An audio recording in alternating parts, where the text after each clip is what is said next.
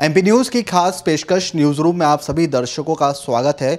News room एक ऐसा कार्यक्रम है जिसमें कि हम प्रदेश भर की सबसे बड़ी खबरों से दर्शकों को रूबरू करवाते हैं। हमारे संवाददाता राहुल पटेल हमारे साथ जुड़ चुके हैं और वे हमको बताएंगे कि प्रदेश भर में आज कौन कौन सी बड़ी खबरें सामने आई हैं। सबसे पहले एक बड़ी खबर सामने आ रही है। जी हाँ, संघ ने आखिरकार वजह बता दी है कि आखिर क्यों बीजेपी को लगातार 15 साल के बाद हार का सामना करना पड़ा है। क्योंकि ये एक बड़ी वजह है ये, क्योंकि बीजेपी लगातार 15 सालों से सत्ता में थी राहुल, और एकाएक कांग्रेस अब सत्ता में आ गई है। तो आखिरकार क्या वजह बताइए संघ ने जिसके चलते बीजेपी अब विपक्ष में बैठी है?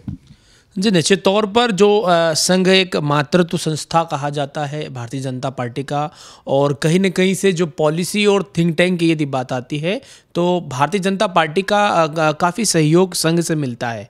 तो ऐसे में संघ की एक बड़ी बैठक चली और उसमें मंथन किया गया, हार के कारणों की समीक्षा की गई। तो कुछ जो महत्वपूर्ण बिंदु है वो निकल के सामने आए, जिसमें जो महत्वपूर्ण बिंदु निकल के आया कि जो एक नेगेटिव एक अप्रोच के साथ में पूरी चुनाव की कैंपेनिंग की गई थी, वो कहीं न कहीं एक बड़ी वजह रही। मैं बताते चलता हूँ कि इसमें एक बड़ा ही जो एक जुमला सामने आया था कि माफ़ करना महाराज, हमारा नेता शिवराज। तो ये जो नेगेटिव था, महाराज की जो ब्रांडिंग थी, तो कुल मिला के महाराज की ब्रांडिंग और कांग्रेस की ब्रांडिंग शिवराज के पैसे से ही हो गई।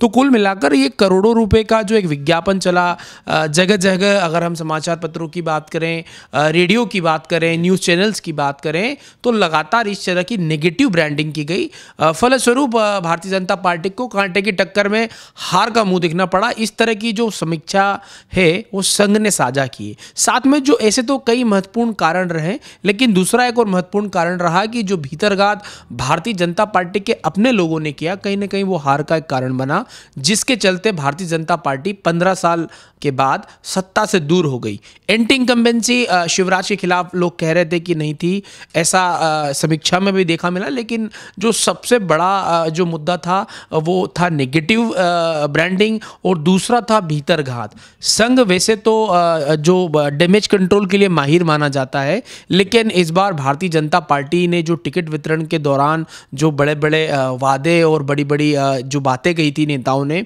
खास करके उन बड़े नेताओं ने जिन्होंने कहा था कि हम हमारे दम पे जिता लाएंगे, तो ऐसे में भारतीय जनता पार्टी का वो दायित्ववान कार्यकर्ता जो निष्ठावान था वो बैकफुट पे चला गया। और संघ की यदि बात करें तो कुछ सीटों पर संघ ने जो अपने उम्मीदवार उतारे थे, वहाँ कुछ में जीत हासिल हुई, कुछ में हार। तो ऐसे में जो मिली जुली समीक्षा रही है, लेकिन जो महत्वपूर्ण है वो ये है कि नेगेटिव जो कैंपेनिंग भारतीय जनता पार्टी को भारी पड़ी है। दूसरा, इंटरनल डैमेज कंट्रोल इस बार करने में नाकाम से साबित हुई है भारतीय जनता पार्टी और संघ दोनों। ऐसे महत्वपूर्ण दो कारण अभी सामने आ रहे हैं। जी हाँ, निश्चित तौर पर कहीं ना कहीं एंटी इनकम्बेंसी फैक्टर के चलते भी बीजेपी को हार का सामना करना पड़ा है। वहीं जो गुटबाजी है वो भी बीजेपी के लिए कहीं ना कहीं नेगेटिव फैक्टर साबित हुई है। वहीं कांग्रेस के वरिष्ठ नेता दिग्विजय सिंह के बेटे जयवर्धन सिंह को आखिर क्यों वित्त विभाग नहीं मिल पाया है, इसका कारण हम संवाददाता राहुल पटेल से जानेंगे। आखिर क्यों जयवर्धन सिंह को, इतने बड़े युवा मंत्री हैं वो, उनको वित्त विभाग की जिम्मेदारी क्यों नहीं सौंपी गई है? जी, निश्चित तौर पर अगर हम जयवर्धन सिंह की बात करें तो राघवगढ़ राजघराने से ताल्लुकात रखते हैं और उनके पिता 2 बार के सीएम रह चुके हैं। ऐसे में जमीनी तौर पर नेताओं से सीधा संवाद रहा है उनके पिता का, और वही परिप्रेक्ष्य में एक पारिवारिक जो पृष्ठभूमि से राजनीति में जिन्होंने पदार्पण किया है। ऐसे में एक बड़ी बात देखने को मिल रही है कि कहीं ना कहीं दिग्विजय सिंह के बेटे को वित्त मंत्रालय इसलिए नहीं दिया गया, चूंकि यदि वित्त मंत्रालय की बात करें तो एक अहम मंत्रालय है, और ऐसे में यदि उनको ये वित्त मंत्रालय मिलता है, चूंकि 32 साल की महज उम्र है, युवा चेहरा है, ऐसे में यदि इतनी पावरफुल वाला वित्त मंत्रालय मिल जाता है तो दिग्विजय सिंह पीछे से उनकी पूरी मदद कर सकते हैं, और ऐसे में उनका आने वाले दिनों में राजनीति में कद बहुत बड़ा हो सकता है। तो इसी को लेकर जो कांग्रेस के अन्य गुटों के नेता हैं वो असहज महसूस कर रहे थे कि ऐसा ना हो कि कहीं वित्त मंत्रालय इन्हें मिल जाए तो मध्य प्रदेश में एक बार फिर back of the curtains Digvijay Singh की एंट्री हो। ऐसे में कहीं ना कहीं अनसेफ महसूस कर रहे थे। तो पूरा मामला दिल्ली दरबार में पहुंचा राहुल गांधी, अहमद पटेल ने महत्वपूर्ण जो मंथन किया और उसके बाद ये निकाला अभी जो उनको दिया गया है नगरीय आवास और विकास का, ये भी एक महत्वपूर्ण कहीं न कहीं विभाग है नहीं, लेकिन वित्त मंत्रालय न सौंप कर ये ज़रूर स्पष्ट कर दिया है कि अभी भी गुटबाजी को लेकर कांग्रेस खासी चिंतित है। यदि ऐसे में वित्त मंत्रालय मिलता तो जो कहीं न कहीं कांग्रेस में एक डर सता रहा है कि कहीं सरकार न गिर जाए, उस पर और बादल मंडरा जाते हैं। ऐसे में बड़ी सूझबूझ से अहमद पटेल, राहुल गांधी और शीर्ष के नेताओं ने निर्णय लिया कि वित्त मंत्रालय कुछ दूर है अभी उनसे, जयवर्धन सिंह के। तो आने वाले दिनों में क्या कुछ साफ होता है ये तो आने वाला कल बताएगा।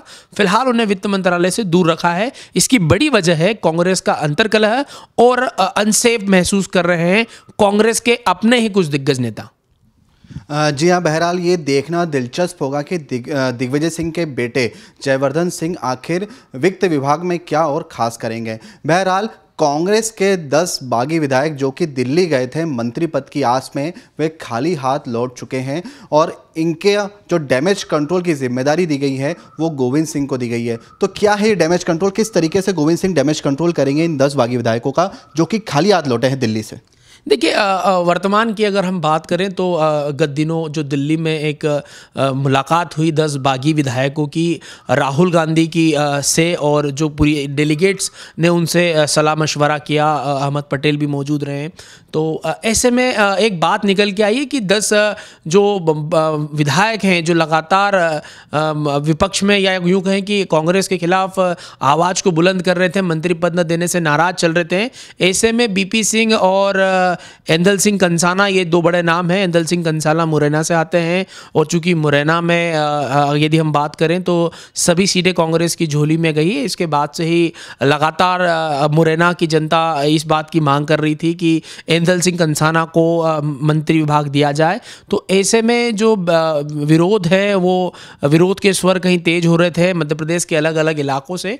तो जिस तरीके की बात सामने आई है कि 10 बागी विधायक राहुल गांधी की डेलीगेट टीम से मिले, चर्चा हुई है, लेकिन अंदर खाने स्पष्ट रूप से ये बात सामने मीडिया में नहीं आ पाई है। लेकिन दबे पांव ही सही अंदर खाने एक चर्चा जरूर हुई है कि मंत्रिमंडल का विस्तार होगा जब ये कुछ 2 नाम हैं जिन पर मुहर लग सकती है। पहला नाम है बीपी सिंह का, जो लगातार विधायक रहे हैं और कद्दावर नेता माने जाते हैं, और दिग्विजय, अगर हम बात करें ज्योतिरादित्य सिंधिया के करीबी माने जाते हैं। एंदल सिंह कंसाना की बात करें तो ये एक ही मजबूत और कद्दावर नेता हैं क्षेत्र के। तो ऐसे में आने वाले दिनों में ऐसा कयास लगाया जा रहा है कि कहीं ना कहीं इन्हें ग्रीन सिग्नल दे दिया गया है कि आने वाले दिनों में इनके मंत्री पद पर मुहर लग जाएगी और इनको किसी अहम मंत्रालय की जिम्मेदारी सौंपी जा सकती है। यदि हम बात करें अभी फिलहाल मंत्रालय के डिस्ट्रीब्यूशन में, तो 10 मंत्रालय कमलनाथ के पास में है। ऐसे में यदि हम बात करें तो स्पष्ट तौर पर एक बात निकल के आती है कि मंत्रालयों की मध्य प्रदेश में वर्तमान में कोई कमी नहीं है। ऐसे में कोई महत्वपूर्ण मंत्रालय इन दोनों को सौंपा जा सकता है। बाकी रही 10 विधायकों की बात, तो ये कहीं ना कहीं एक गुटबाजी देखने को मिलती कांग्रेस में छत्रपों के बीच। तो ऐसे में माना जा रहा है कि यदि इन 2 को साध लेती है कांग्रेस, तो बाकी 8 विधायक भी कहीं ना कहीं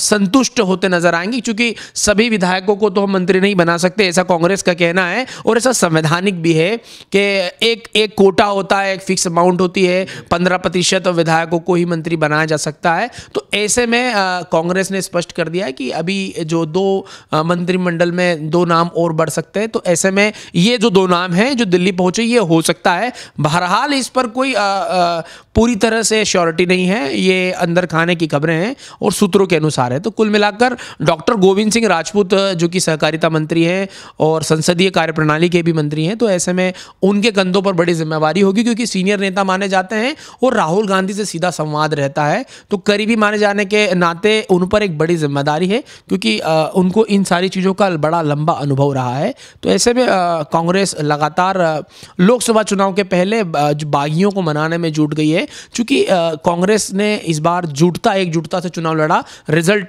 सामने है। ऐसे में वो चाहेगी कि ये एकजुटता कायम रहे। जी हाँ, निश्चित तौर पर राहुल, अब कुछ ही माह बाद लोकसभा चुनाव है 2019 में, और इसी को लेकर कांग्रेस जो है वो गुटबाजी समाप्त करना चाहती है और डैमेज कंट्रोल की जो जिम्मेदारी है वो डॉक्टर गोविंद सिंह के कंधों पर दी गई है। बहरहाल अब ये देखना दिलचस्प होगा कि वो क्या डैमेज कंट्रोल करने में कामयाब हो पाएंगे। बहरहाल न्यूज़ रूम में आज इतना ही। प्रदेश भर की बड़ी बड़ी खबरों से आज हमने आपको रूबरू करवाया है। ताज़ा तरीन खबरों के लिए आप बने रहिए MP न्यूज़ के साथ। Over to studio.